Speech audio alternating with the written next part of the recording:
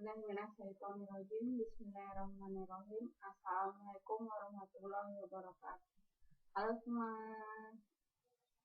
Semoga para viewer di sana dan keadaan sehat walafiat. Amin. Sebelumnya saya perkenalkan diri saya terlebih dahulu. Nama saya Triwahyuningsih, asal dari Yogyakarta. Hobi saya dengerin musik dan baca komik. Saya berkuliah di kampus Ibnu Rizkina yang beralamatkan di Cikarang, tepatnya dekat Mall SJC. Yang tinggal di Cikarang pasti tahu dong Mall SJC.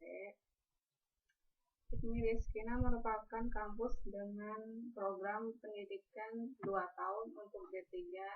Jurusan yang ditawarkan diantaranya manajemen akuntansi, teknik informatika, dan sistem informasi. Saya sendiri berasal dari jurusan sistem informasi. Di sini saya akan menyampaikan materi dari mata kuliah agama yang merupakan salah satu UKOM atau uji kompetensi yang ditugaskan oleh kampus saya Ibnu Rizkina. Materi dari mata kuliah agama yang akan saya sampaikan di sini adalah tentang sholat sunnah. Sebelum saya memulai menyampaikan materi tersebut, saya minta maaf bila ada kesalahan karena saya di sini juga masih belajar. Tapi jangan khawatir karena sumber yang saya ambil merupakan sumber yang dapat dipercaya dan terjamin kebenarannya oleh negara. Mari kita mulai langsung saja dan sama-sama belajar tentang sholat sunnah tersebut. Bismillahirrahmanirrahim.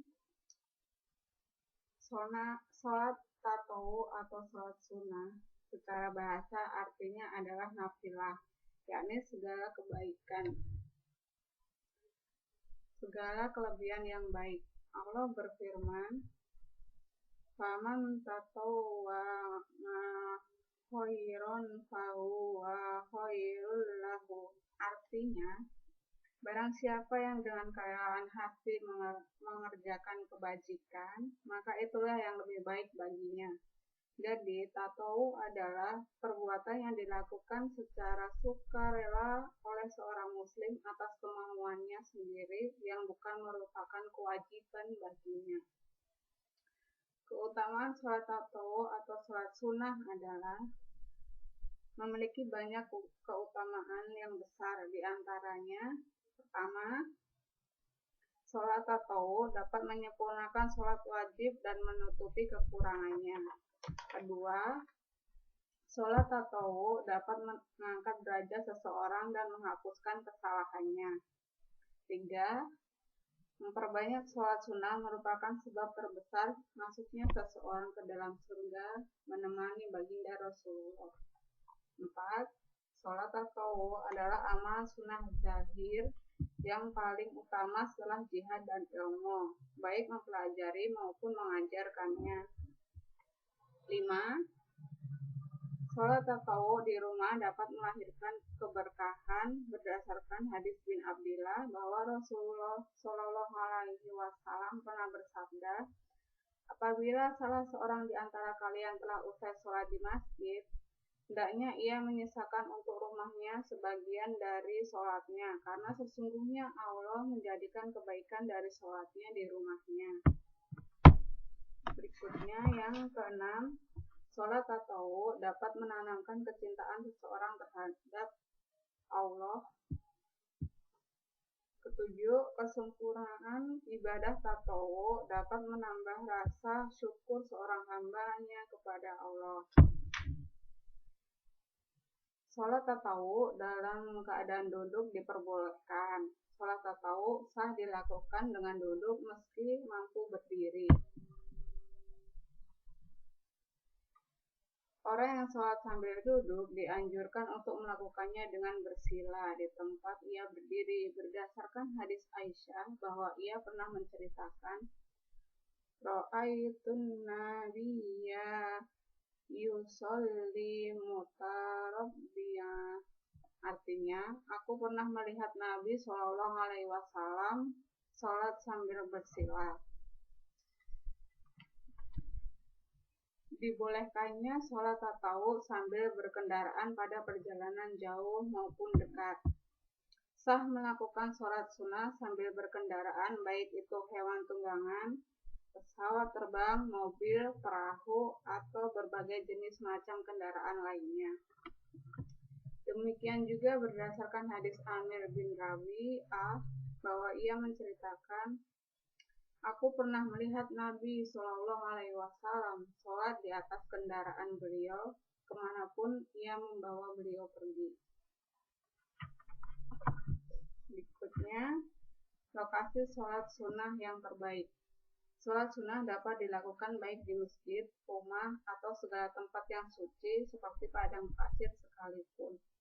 Tetapi sholat sunnah di rumah itu lebih utama, kecuali untuk sholat sunnah yang disyariatkan berjamaah seperti sholat tarawih. Ibadah sunnah yang paling disukai Allah adalah amal perbuatan yang paling disukai oleh Allah adalah yang secara rutin dijalankan oleh pelakunya, meskipun jumlahnya sedikit. Berdasarkan hadis Aisyah, ia bercerita, suatu kali datang ke rumahku seorang wanita dari Bani Asad. Tiba-tiba Rasulullah Shallallahu Alaihi Wasallam masuk kepadaku lalu bertanya, siapa ini? Aku berujar, ia seorang wanita yang tidak pernah tidur malam. Menceritakan sholatnya, maka beliau bersabda, jangan lakukan itu. Hendaknya kalian melakukan amal-amal sesuai dengan kemampuan kalian. Karena sesungguhnya Allah tidak akan bosan sampai kalian bosan, dan agama yang paling disukai oleh Allah adalah yang dijalankan secara rutin oleh pelakunya itu sendiri. Jadi kita nggak boleh memaksakan. Selanjutnya, dibolehkannya sholat sunnah sesekali secara berjamaah. Sholat tatawuf boleh dilakukan secara berjamaah sesekali berdasarkan hadis Abdullah bin Mas'ud. Bismillahirrahmanirrahim. Sholaitu ma'a Rasulillahi lailatan fa'atola hatta hamamtu bi amri sa'itin fila wa ma hamamta bihi qala hamamtu an ajlisa wa ada'a. Artinya, aku pernah sholat bersama Rasulullah Shallallahu Alaihi Wasallam pada suatu malam dan beliau benar-benar memperpanjang sholat sehingga aku meniatkan sesuatu yang jelek. Ada orang bertanya, apa yang engkau niatkan? Dia berkata, aku berniat duduk dan meninggalkan beliau. Selanjutnya, jenis-jenis sholat tatawuf. Sholat tatawuf ada bermacam-macam, diantaranya adalah sholat sunnah rawatib yang dilakukan secara kontinu, sholat witir, sholat duha, dan lain-lain. Di sini saya akan menyampaikan beberapa sholat sunnah. Yang pertama, sholat witir. Hukum sholat witir. Sholat witir adalah sunnah mu'akkad. Dasarnya adalah hadis Abu Ayyub al-Ansari bahwa Rasulullah Shallallahu Alaihi Wasallam bersabda, Bismillahirrahmanirrahim. Al-witru haqqun ala kulli muslimin faman ahabba an yutira bi khamsin falyaf'al wa man ahabba an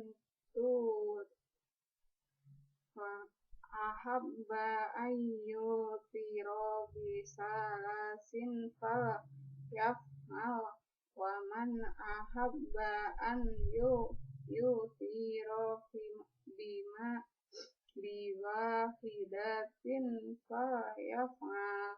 Artinya, sholat witir adalah hak yang dipikul setiap muslim.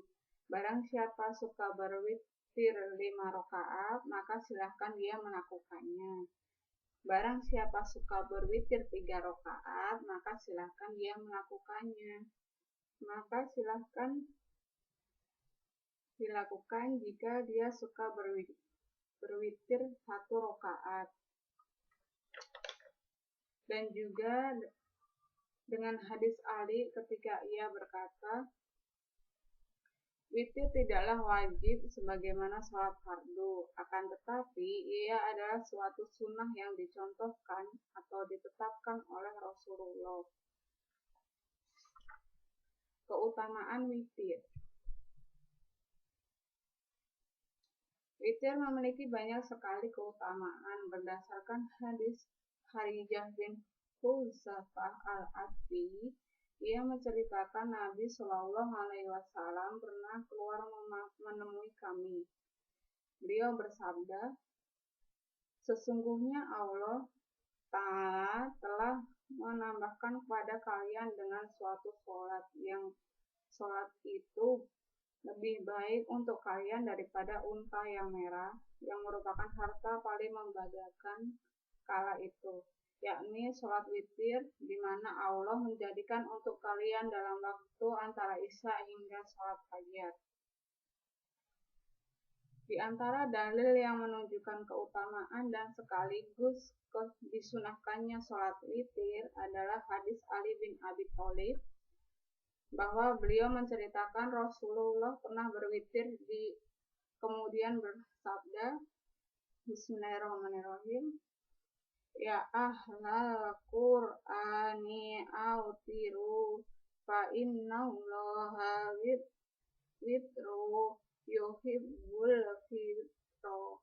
Artinya, wahai ahli Quran, lakukanlah sholat witir, sesungguhnya Allah itu witir, ganjil atau esa, dan menyukai yang ganjil.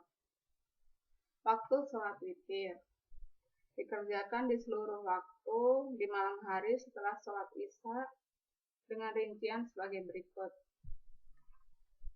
A. Waktu witir secara menyeluruh antara habis Isya hingga terbit fajar kedua. B.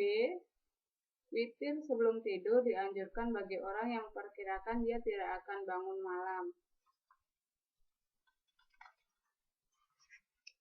Dan C. Witir di akhir malam lebih baik bagi orang yang yakin akan bangun pada malam hari. Bentuk-bentuk witir dan jumlah rokaatnya. Witir memiliki jumlah rokaat yang bermacam-macam. A.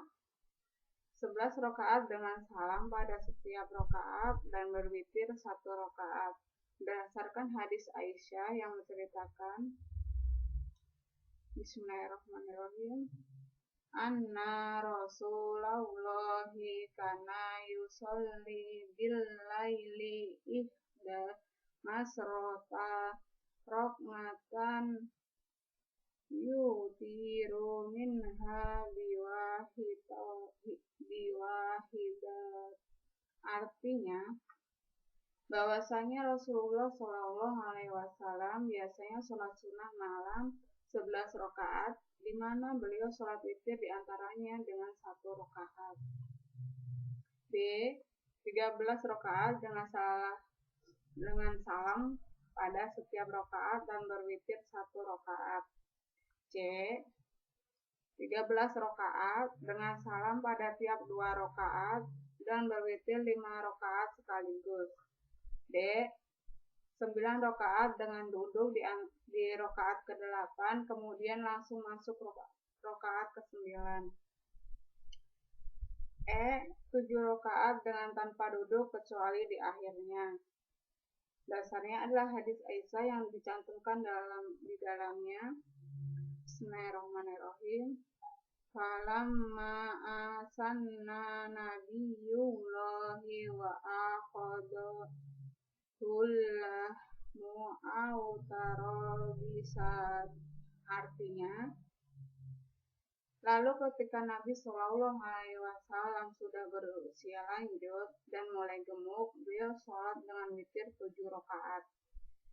F. 7 rakaat dengan hanya duduk pada rakaat yang ke-6. G. 5 rakaat dengan hanya duduk di rakaat terakhir. H. 3 rakaat dengan salam setelah 2 rakaat, kemudian berwitir 1 rakaat. Dasar dalam hadis Abdullah bin Umar. Bismillahirrahmanirrahim. Kanan nabiyyu yafsilu bainas safmi wal watri bitaslimin yusmi'una. Nabi Shallallahu Alaihi Wasallam biasa memisahkan antara rakaat genap dan rakaat ganjil dengan salam yang beliau dapat perdengarkan untuk kami. I. 3 rakaat secara langsung dengan hanya duduk di rakaat terakhir. Dasarnya ada hadis Abu Ayyub. Bismillahirrahmanirrahim.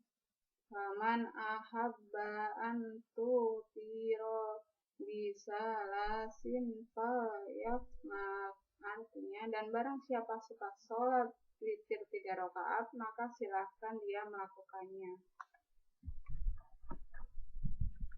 J. Yang terakhir yaitu 1 rakaat saja. Dasarnya adalah hadis Abdullah bin Umar bahwa Rasulullah bersabda, al-witru rahmat min akhiril laili. Witir adalah 1 rakaat di akhir malam. Bacaan pada waktu witir. Pada rakaat yang pertama, witir dibaca Sabihisma rabbikul a'la. Pada rakaat kedua, Qul ya ayyuhal kafirun. Dan pada rakaat ketiga, Qul huwallahu ahad. Dasarnya adalah hadis Abdullah bin Abbas bahwa ia menceritakan kanan nabiyyu yaqra'u fil widri sabbihi asma rabbikal a'la wa qul ya ayyuhal kafirun wa qul huwallahu ahad fi rahmati. Biasanya Nabi Shallallahu Alaihi Wasallam pada waktu witir membaca surat Al-A'la, surat Al-Kafirun, surat Al-Ikhlas pada masing-masing rakaatnya. Doa qunut dalam witir. Dasarnya adalah hadis Al-Hasan yang menceritakan Rasulullah mengajarkan kepadaku beberapa kata yang selalu kuucapkan pada waktu witir, yaitu, ya Allah, berikan aku hidayah di antara orang-orang yang Engkau beri hidayah. Berilah aku keafiatan di antara orang-orang yang Engkau berikan keafiatan.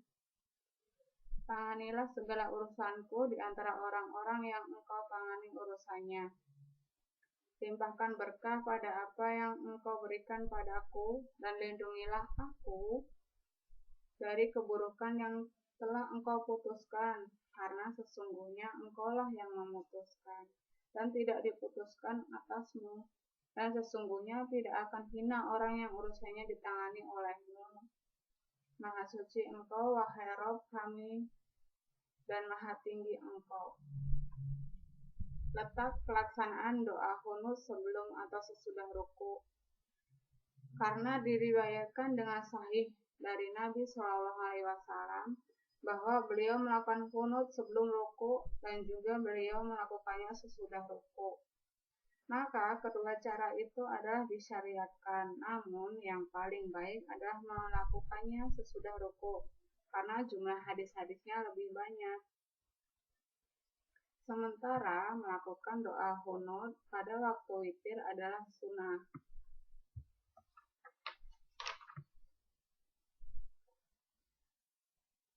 mengangkat tangan ketika berdoa qunut dan mengucapkan amin. Jadikanlah witir sebagai akhir sholat kalian di malam hari. Doa sesudah salam pada sholat witir yaitu Bismillahirrahmanirrahim. Subhanal malikil qudus, Subhanal malikil qudus, Subhanal malikil qudus, Rabbil malaikati war ruhi. Itu artinya Maha Suci Allah yang Maha Raja lagi Maha Kudus. Maha Suci Allah yang Maha Raja lagi Maha Kudus.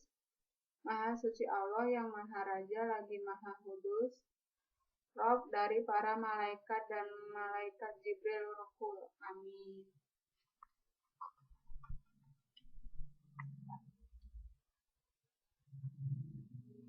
Tidak ada dua witir dalam satu malam dan tidak ada witir yang dibatalkan. Bagi yang sudah berkeluarga, membangunkan istri untuk sholat witir adalah disyariatkan.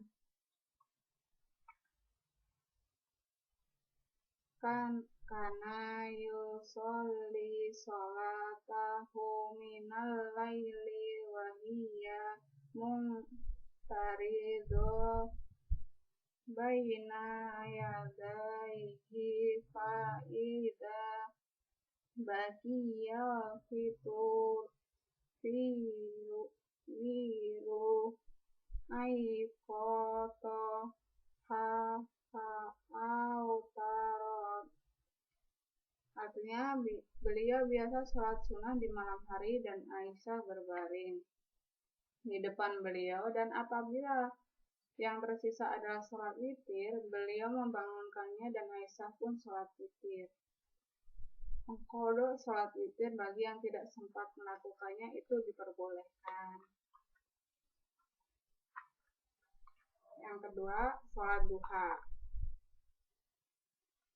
Hukum sholat duha adalah sunnah muakkad yang ditekankan, karena Nabi melakukannya, menganjurkan pada para sahabat beliau untuk melakukannya dan menjadikannya sebagai wasiat.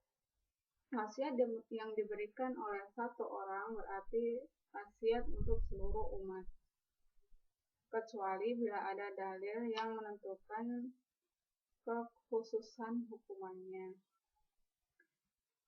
Dasar hadis Abu Hurairah yang menceritakan Bismillahirrahmanirrahim, Ausoni Khalili bisalasin la adauhuna hatta amuta siyami salasati ayyamin min kulli sahrin wa matais lidduha wa an utiro qabla an anam. Artinya, kekasihku Rasulullah SAW telah memberikan wasiat kepadaku dengan 3 hal yang tidak akan aku tinggalkan sampai aku mati. Puasa 3 hari dalam setiap bulan, 2 rakaat sholat duha, dan tidak tidur sebelum melakukan sholat witir terlebih dahulu.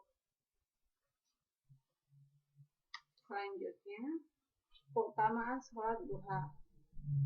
Teriwayatkan dalam hadis-hadis sahih di atas dan hadis-hadis berikut.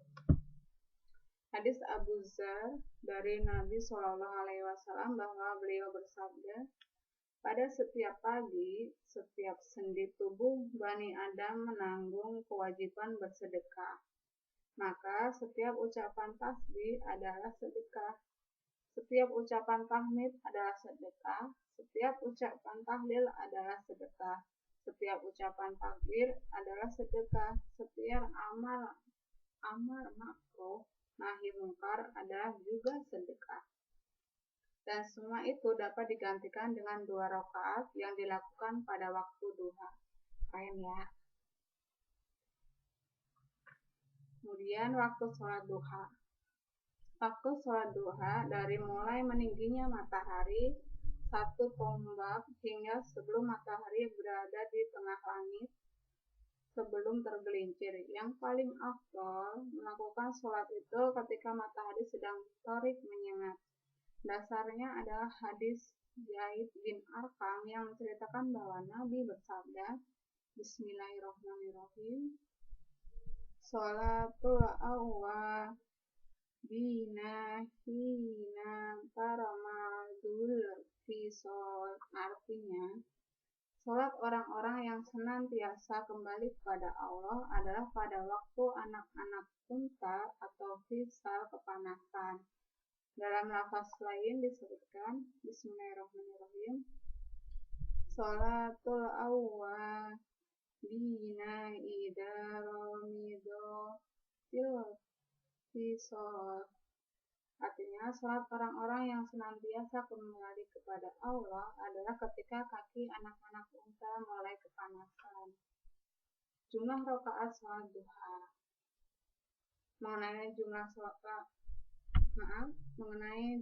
rakaat sholat duha tidak ada batasannya menurut pendapat yang sahih karena Nabi Shallallahu Alaihi Wasallam mewasiatkan dilakukannya 2 rakaat pada waktu duha serta menjelaskan keutamaannya. Dari hadis Aisyah disebutkan, Bismillahirrahmanirrahim, karena Rasulullah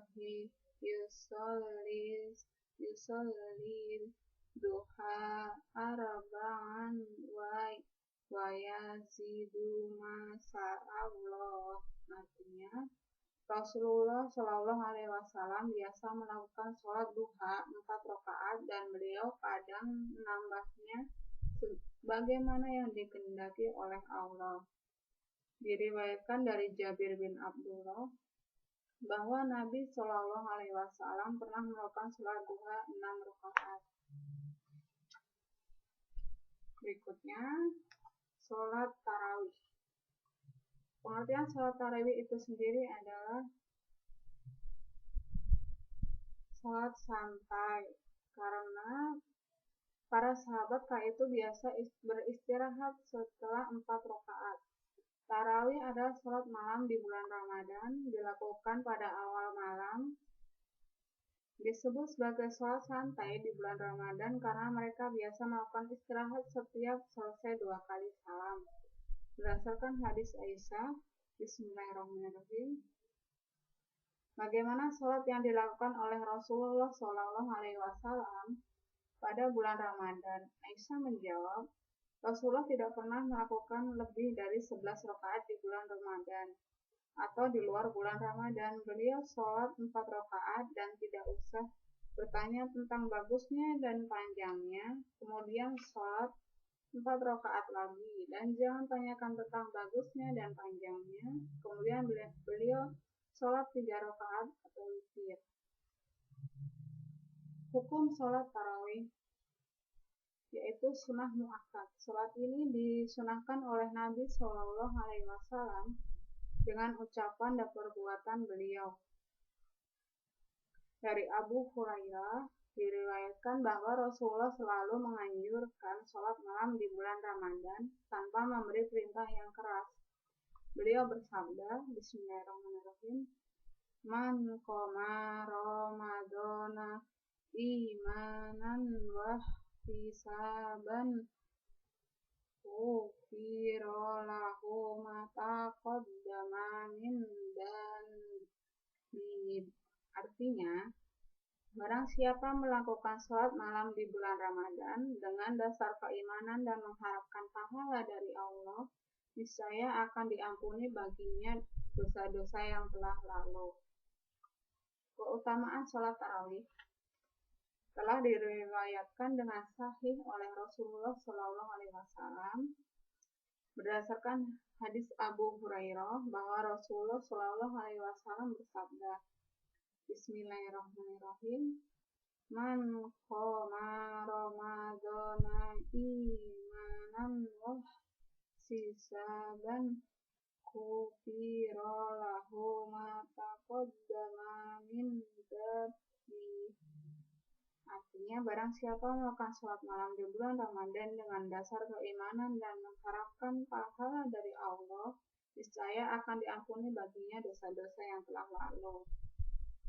Disyariatkannya sholat tarawih dan sholat malam bulan Ramadan berjamaah mengikuti imam hingga usai sholat.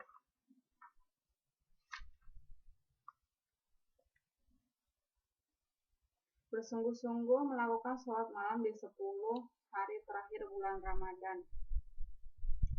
Dari hadis Abu Hurairah yang meriwayatkan bahwa Nabi Shallallahu Alaihi Wasallam bersabda, barang siapa berpuasa dengan dasar keimanan dan mengharapkan pahala dari Allah, niscaya diampuni dosa-dosa yang telah lalu, dan barang siapa melakukan sholat sunnah di malam Lailatul Qadar dengan dasar keimanan dan mengharapkan pahala dari Allah, niscaya diampuni juga dosa-dosanya yang telah lalu.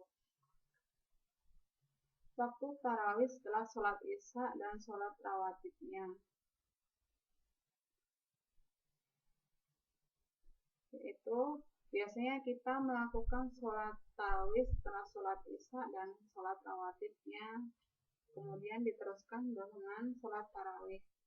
Jumlah rakaat sholat tarawih tidak memiliki batasan yang tidak boleh dilakukannya.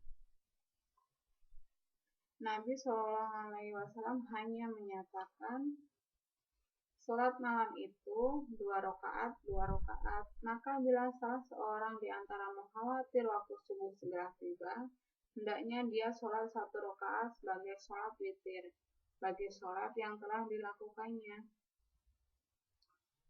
Sholat tatawu mutlak. Bahasan terakhir kita yaitu tatawu mutlak disyariatkan pada waktu malam seluruhnya atau pada waktu siang kecuali waktu-waktu yang dilarang. Sholat ini ada 2 macam. Pertama, tahajud di malam hari. Artian tahajud dikatakan hajada ar-rajulu, artinya secara bahasa adalah laki-laki tidur malam.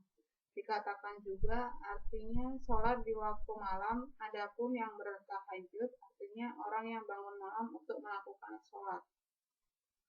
Hukum sholat tahajud adalah sunnah mu'akkad. Itu dibuktikan dengan kitabullah dan sunnah rasul serta ijma' ulama kaum muslimin. Allah subhanahu wa ta'ala berfirman, walladzina yabituna li rabbihim sujjadan wa qiyam. Artinya, dan orang-orang yang melalui malam hari dengan bersujud dan berdiri untuk Rabb mereka. Allah juga berfirman, Bismillahirrahmanirrahim, kanu qalilan minal laili ma yahjaun wa bil ashari hum yastaghfirun. Artinya, mereka sedikit sekali tidur pada waktu malam dan di akhir-akhir malam mereka memohon ampun kepada Allah.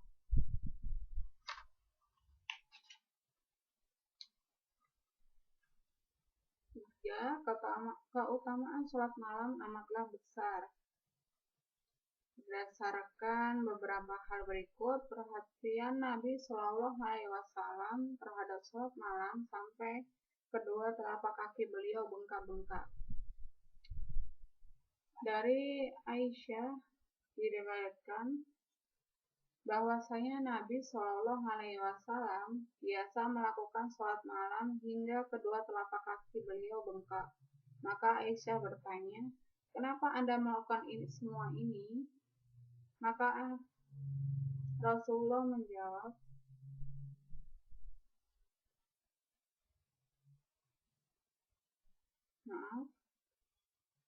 Aisyah bertanya, kenapa Anda melakukan semua ini, wahai Rasulullah, padahal Allah telah mengampuni dosa-dosa Anda yang terdahulu dan yang akan datang. Beliau menjawab, justru itu, apakah tidak selayaknya aku menjadi hamba yang bersyukur? Subhanallah, Rasulullah aja yang udah dijamin masuk surga dan diampuni dosa-dosanya yang telah lalu dan telah datang, masih bisa bersyukur hingga telapak kaki beliau bengkak-bengkak. Bagaimana dengan kita? Masih harus terus belajar ya. Salat malam adalah penyebab terbesar masuk ke dalam surga. Harus tingkatkan salat malam kita biar bisa masuk surga dan menemani baginda Rasulullah.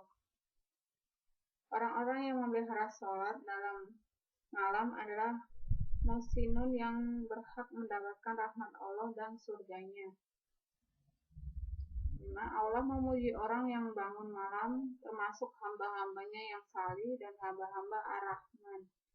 Allah berfirman memberi persaksian terhadap iman mereka yang sempurna. Salat malam dapat menghapuskan dosa-dosa dan menghilangkan kesalahan. Salat malam adalah salat yang paling utama setelah salat wajib. Kehormatan seorang mukmin terletak pada salat malamnya. Keren. Salat malam menyebabkan pelakunya berhak mendapatkan iri dari orang lain. Berarti kalau orang iri atas kebaikan kita, bukan salah kita dong ya. Membaca Al-Quran dalam sholat adalah harta tak ternilai. Waktu terbaik melakukan sholat malam adalah sepertiga malam terakhir. Sholat malam boleh dilakukan di awal, pertengahan, dan di akhir malam.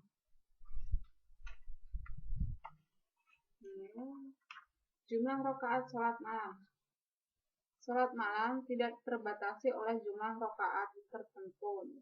Dasarnya adalah sabda Nabi SAW. Sholat malam itu 2 rakaat. Maka apabila salah seorang di antara kalian khawatir waktu subuh akan segera tiba, hendaknya dia sholat 1 rakaat sebagai sholat witir baginya dari sholat yang dilakukannya. Adab-adab sholat malam. A. Ketika hendak tidur, hendaknya berniat untuk bangun malam supaya bisa sholat malam. B. Mengusap wajah untuk menghilangkan kantuk ketika terbangun, lalu berzikir dan bersiwak. Sikat gigi dulu. C. Membuka sholat malam dengan 2 rakaat ringan. E. Secara rutin bangun malam dan tidak meninggalkan sholat witir. Insya Allah kita bisa kalau kita berniat ya. F. Apabila terserang kantuk, hendaknya meninggalkan sholat dan tidur hingga kantuknya hilang. Jadi seperti yang di depan tadi, tidak boleh ada paksaan ya. G. Dianjurkan untuk membangunkan istri yang sudah berkeluarga tentunya. H. Orang yang bertahajud hendaknya membaca 1 juz Al-Quran atau lebih, atau paling sedikit yang paling mudah dia baca dan dia pahami. I. Dibolehkan sholat sunnah berjamaah sesekali pada waktu malam. J. Hendaknya menutup tahajud dengan witir. K. Hendaknya mengharap pahala dari tidur dan sholat. L. Memperpanjang berdiri dengan memperbanyak rukuk dan sujud. Itu dilakukan terutama dalam sholat malam selama tidak memberatkan dan tidak menyebabkan kebosanan. Kemudian beberapa hal yang dapat menolong melaksanakan qiyamul lail. A. Mengenal keutamaan sholat malam dan kedudukan pelakunya di sisi Allah dan kebahagiaan mereka di dunia dan di akhirat bahwa mereka akan masuk surga. B. Mengenal tipu daya setan dan godaan setan untuk melakukan sholat malam dan agar manusia meninggalkannya, serta mewanti-wanti orang yang meninggalkan sholat malam meski sedikit. C. Memperpendek angan-angan dan mengingat mati. Jadi kalau kita ingat mati, pasti kita memperbanyak amalan kita, menambah semangat untuk beribadah. D. Menggunakan masa sehat dan masa luang. E. Bertekad untuk tidur sedini mungkin agar bertambah semangat dan kekuatan untuk sholat malam dan sholat subuh. F. Bertekad untuk memelihara adab-adab tidur. G. Memperbanyak berbagai hal yang membantu bangun malam. Kemudian sholat-sholat yang berkaitan dengan sebab-sebab tertentu, yaitu seperti sholat istiqoroh. Dalilnya adalah hadis Jabir Abdillah yang menceritakan Rasulullah SAW dahulu mengajarkan pada kami untuk beristikharah, meminta pilihan dari Allah dalam segala urusan sebagaimana beliau mengajarkan kepada kami surat Al-Quran. Beliau bersabda, Bismillahirrahmanirrahim, Idza hamma ahadukum bil amri falyarkam rakaataini min ghairil faridati summa liyaqul. Artinya, apabila salah seorang di antara kalian berniat melakukan satu urusan, hendaknya ia sholat 2 rakaat selain sholat fardu, kemudian berdoa. Kita biasa sholat istiqoroh bila kita sedang bingung memilih sesuatu. Dan kita sholat istiqoroh bertujuan agar diberi petunjuk oleh Allah, agar diberikan pilihan yang terbaik untuk kita dan dijauhkan dari yang buruk untuk kita. Sholat taubat hukumnya sunnah. Dasarnya adalah hadis Ali yang menceritakan, aku adalah seorang lelaki yang punya kebiasaan bila mendengar sebuah hadis dari Rasulullah SAW, langsung akan kuambil manfaatnya sebisaku. Namun bila aku mendengarnya melalui seseorang, bukan langsung dari Rasulullah, akan kuminta ia bersumpah. Bila ia bersumpah, aku akan mempercayainya.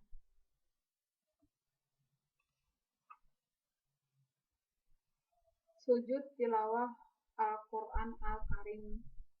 Keutamaan sujud tilawah itu amat besar.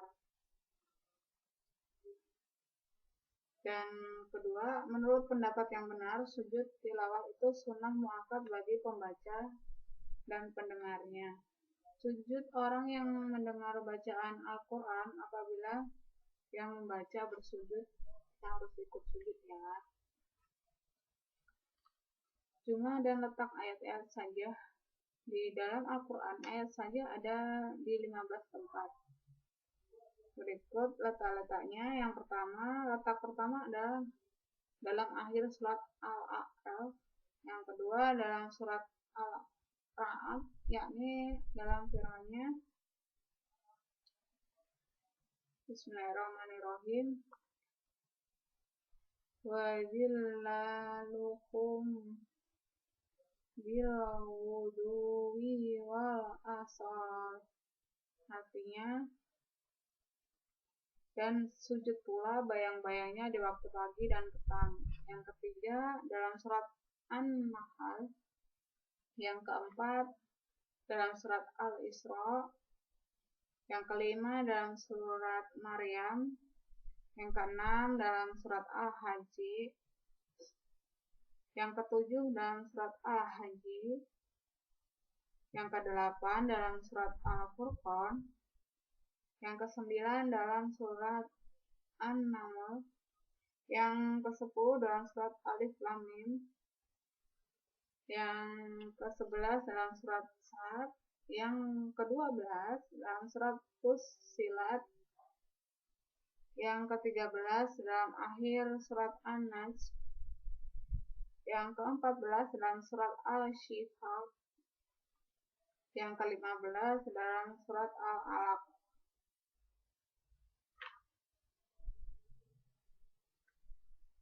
Sujud tilawah dan dalam sholat yang dianjurkan juga sahih riwayatnya. Bentuk sujud tilawah, barang siapa membaca satu ayat saja atau dengan sengaja mendengarkannya, dianjurkan baginya untuk menghadap kiblat dan bertakbir. Kemudian bersujud seraya membaca doa sujud, baru kemudian mengangkat kepalanya tanpa bertakbir, juga tanpa membaca tasyahud serta tanpa salam.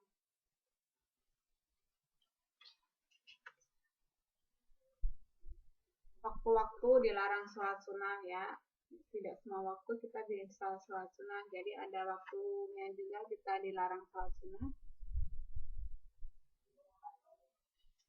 Waktu dilarangnya sholat atau mutlak atau sholat sunnah mutlak ada 5 secara global, dan secara spesifikasinya ada 3. Adapun secara lebar adalah waktu dari mulai sholat subuh hingga terbit matahari, dari mulai terbit hingga matahari setinggi 1 tombak, ketika matahari di pertengahan siang hingga tergelincir, dari mulai sholat asar hingga terbenam matahari, dan dari mulai tenggelam hingga betul-betul tenggelam. Adapun waktu-waktu larangan secara ringkasnya adalah dari mulai subuh hingga matahari setinggi 1 tombak, ketika matahari di pertengahan siang hingga tergelincir, dan dari mulai sholat asar hingga matahari tenggelam. Mudeng nggak? Saya sedikit bingung juga. Ya, cukup dari saya. Kita sama-sama belajar di sini dan semoga bermanfaat bagi para viewers. Terima kasih atas perhatiannya. Sampai jumpa lagi. Wassalamualaikum warahmatullahi wabarakatuh. Dadah.